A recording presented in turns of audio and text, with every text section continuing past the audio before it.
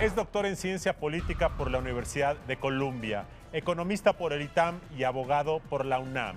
Fue director general de la Comisión Federal de Electricidad y actualmente es el presidente del Comité Ejecutivo Nacional del Partido Revolucionario Institucional. Enrique Ochoa, en Periférico 1313.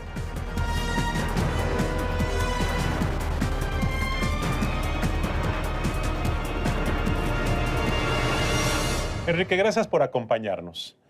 Me llama mucho la atención que nuevamente el discurso anti-PRI vuelva a estar en boga y parece ser que muchos partidos van a colocarlo en el centro del debate de 2018. El PRI se tiene que ir porque no funcionan, porque son unos corruptos, eso dice Anaya, pero parece muy parecido, parece como un retroceso al año 2000 cuando Fox hizo campaña casi en los mismos términos. ¿No parece como algo raro que 18 años después el discurso no haya cambiado? Así es, y eso es una razón muy importante por la cual tenemos que transformarnos en el PRI. Y es a lo que estamos convocando los priistas, a un cambio, porque México tiene que cambiar. Hay cosas que claramente están mejor que en el pasado, pero no estamos satisfechos. Queremos dar un paso más en la transformación de nuestro país. Mira, Luis Carlos, he recorrido las 32 entidades federativas de nuestro país en los primeros 100 días como presidente nacional del PRI. Y lo que yo he encontrado es una gran diversidad que enriquece la pluralidad de nuestro México. Hay estados de la República donde claramente el PRI perdió por vez primera la gubernatura.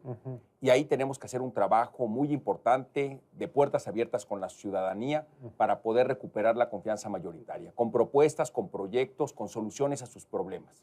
Es decir, para que le vaya bien al PRI en el futuro en esas entidades, primero le tiene que ir bien a los ciudadanos. Pero ¿por qué si en el 2012 el PRI ganó en parte por ser el partido de la eficacia, es decir, regresó al poder, en lectura de muchos, por la eficacia, ¿por qué pocos años después otra vez se construye esta imagen? Porque son percepciones, no tiene que coincidir con la realidad, esta percepción otra vez de que el PRI es el malo de la película, que es una condena histórica, es una caricatura que se logra construir. ¿Qué sucede con esto? Y por eso tenemos que recorrer también la realidad.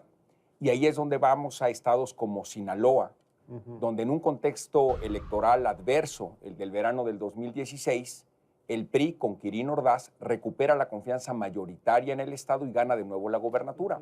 O Oaxaca, donde con Alejandro Murat también se recupera el gobierno después de haber perdido el PRI la gobernatura años atrás.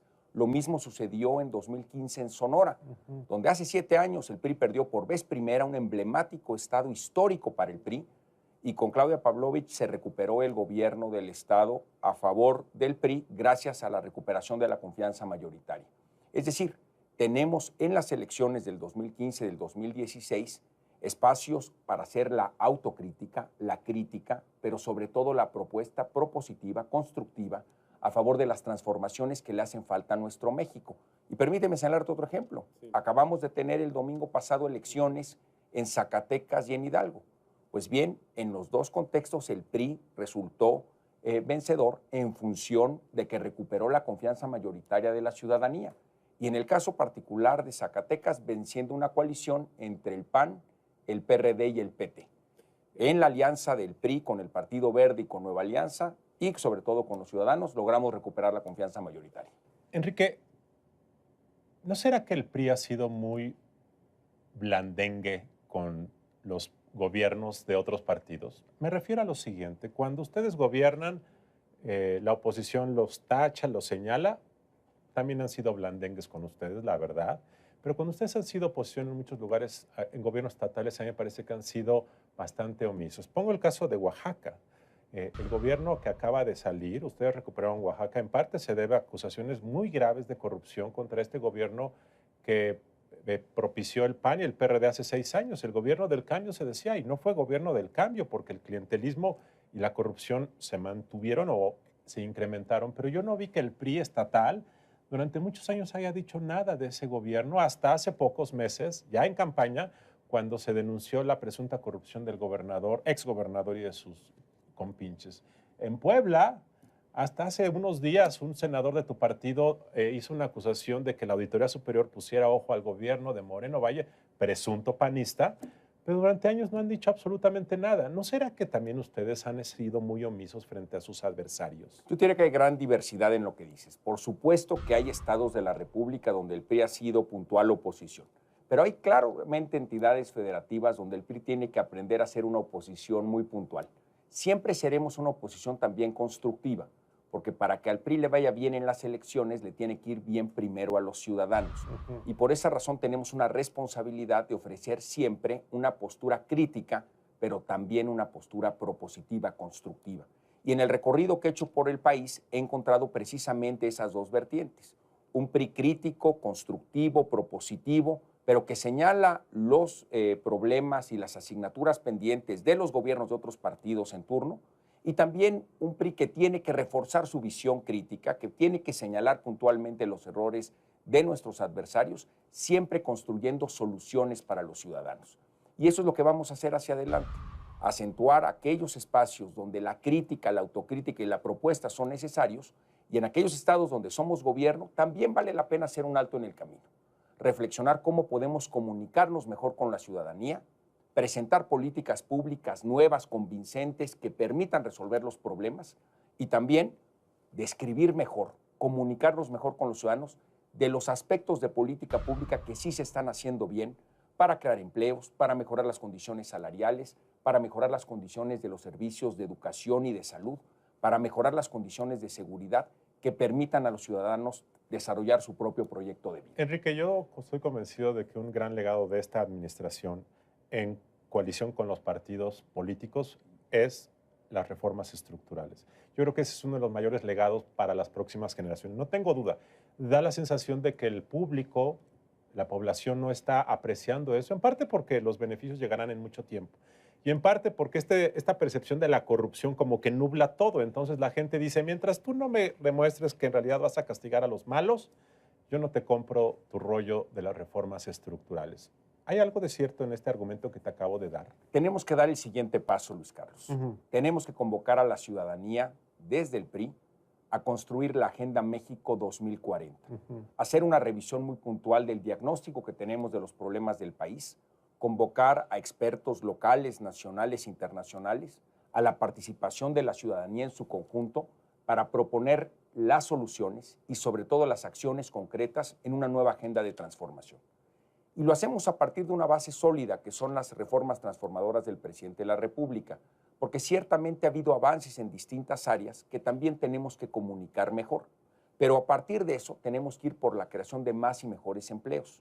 Tenemos que impulsar una política a favor de los derechos de las mujeres, decirle no a la violencia política de género. También impulsar un cambio muy importante. Tú verás, en México, según las estadísticas, las mujeres ganan hasta 30% menos que los hombres por trabajo igual.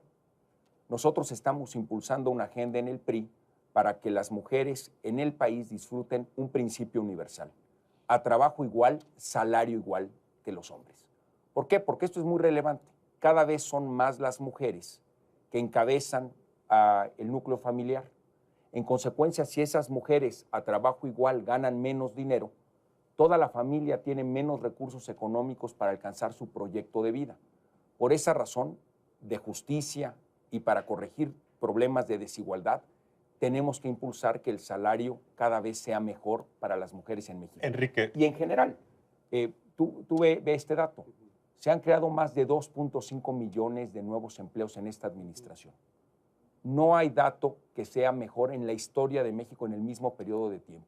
Las administraciones panistas no crearon ni de cerca esos empleos en los primeros 4 años de dichas administraciones. Enrique, ¿tú quieres y en consecuencia se tiene que crear más empleo, pero también se tiene que elevar el nivel salarial. Por eso impulsamos el que aumentaran el salario mínimo en México. Quiero pensar en 2018 porque es inevitable que esa es la próxima elección, una elección además donde mucho está en juego como en todas las elecciones presidenciales.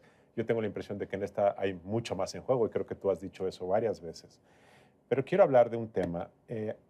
Da la impresión de que el electorado no quiere discutir las complejidades y minucias de la política pública, de los programas y de las tendencias y de los beneficios de una política versus otra. Da la impresión de que el público es bastante simple en su argumento y quiere saber propuestas tipo Trump, la muralla, meter a la cárcel a Hillary, deportar a los musulmanes. ese simplismo populista llevó a la gubernatura a varios candidatos de otros partidos, como es Javier Corral en Chihuahua, como es Miguel Ángel Yunes en Veracruz, diciendo voy a meterlo a la cárcel sin saber ni siquiera si podían o no podían. Esta irresponsabilidad, pero que es muy eficaz, daría la impresión de que va a nublar cualquier otra posibilidad de una discusión de políticas públicas. Siendo totalmente sinceros, ¿ves esa situación en 2018? Yo difiero. Yo creo que el ciudadano es muy inteligente y muy sofisticado en decidir por quién va a votar. Y esa definición proviene de analizar las propuestas y las acciones concretas que le permitirán a todo el país resolver sus problemáticas. Los mexicanos quieren cambios, respuestas concretas y acciones contundentes. En el caso de la corrupción, tenemos que asegurarnos que los corruptos terminen en la cárcel y que se regrese el dinero que se han robado para el beneficio del pueblo. Nosotros por eso apoyamos la definición de la Procuraduría General de la República, que en el caso de Javier Duarte ha recuperado ya más de 420 millones de pesos y ha entregado más de 200 millones de pesos de esas cuentas vinculadas a Javier Duarte de regreso al pueblo de Veracruz a través de su erario público. Exigimos que se sigan adelante las investigaciones en contra de Javier Duarte y que se cumpla el mismo propósito de recuperar los bienes que se robó el gobernador panista, el exgobernador panista Guillermo Padres, para que se pueda restituir al pueblo de Sonora ese recurso robado. Que los corruptos terminen en la cárcel y que se regrese el dinero producto de la corrupción para el beneficio del pueblo. Enrique, la corrupción existe porque alguien la comete y porque alguien permite que exista. ¿No te parece que sería muy útil para romper la impunidad, no solamente para castigar al malo, que en este caso es el exgobernador de Veracruz, también someter a un procedimiento penal a los legisladores que en su momento no revisaron las cuentas públicas, no propiciaron acciones en contra de ese gobernador?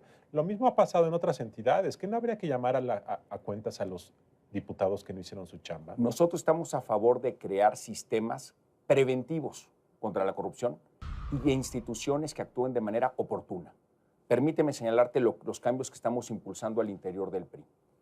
He propuesto y he logrado la aprobación del Consejo Político Nacional del PRI de crear un organismo anticorrupción interno, siguiendo las mejores prácticas de otros partidos políticos en otros países.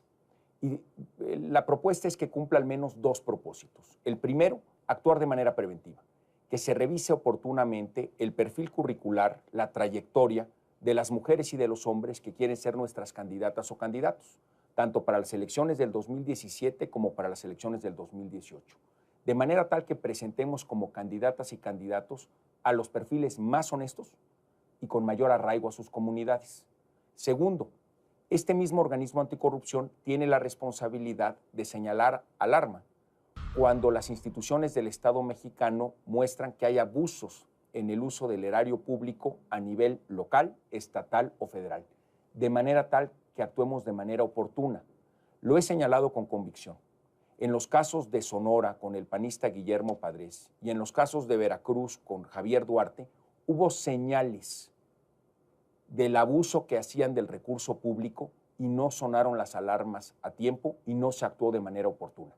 Tenemos los mexicanos que aprender de esos errores y poder construir un sistema nacional anticorrupción que pueda actuar de manera preventiva y de manera oportuna para evitar que existan estos casos lamentables de corrupción que nos lastiman a todos. Bueno, en ese sentido decía, Enrique, a mí me parece que un tema muy importante es que si el PRI va a empezar a hacer eso de señalar políticamente, porque tú no tienes autoridad, si no puedes señalar políticamente, hay que exigir que quienes deben prevenir y castigar la corrupción lo hagan. No solo, y me parece que la Procuraduría General de la República, las Procuradurías estatales y los congresos estatales notoriamente han sido totalmente omisos y me parece que ese es un tema fundamental, Enrique. Dentro de la Agenda México 2040 estamos proponiendo que se discutan 8 grandes temas, que por supuesto con la participación de todos se pueden profundizar y ampliar. Pero uno de esos temas es necesariamente el combate a la impunidad. Otro elemento fundamental es el de la seguridad pública y el Estado de Derecho. En el recorrido que he hecho por las 32 entidades federativas, he percibido que los mexicanos estamos hartos de tener problemas de inseguridad y de impunidad. Y por esa razón tenemos que cambiar. Tenemos que aprender a partir de las mejores prácticas locales, estatales, nacionales e internacionales ¿Cómo vamos a resolver esos problemas de manera definitiva en México? Claramente los problemas públicos son dinámicos. Siempre hay que estar actualizando las formas en que enfrentamos esos retos. Pero es indispensable, pensando en las elecciones del 17, del 18 y en el desarrollo futuro de nuestro país, que hagamos un alto en el camino, que reflexionemos puntualmente con la participación de toda la sociedad sobre los principales temas nacionales, que hagamos los diagnósticos, las propuestas de solución y sobre todo las acciones de corto, mediano y largo plazo para entregar resultados distintos para el beneficio de todos los mexicanos. Ahí lo tiene usted. Esta es la primera parte de una conversación con el presidente del PRI, Enrique Ochoa, sobre los desafíos del PRI. El próximo programa vamos a platicar con él sobre el 2018 con más detalle y vamos a ver cuáles son los desafíos de la democracia mexicana para las próximas décadas. Muy buenas noches.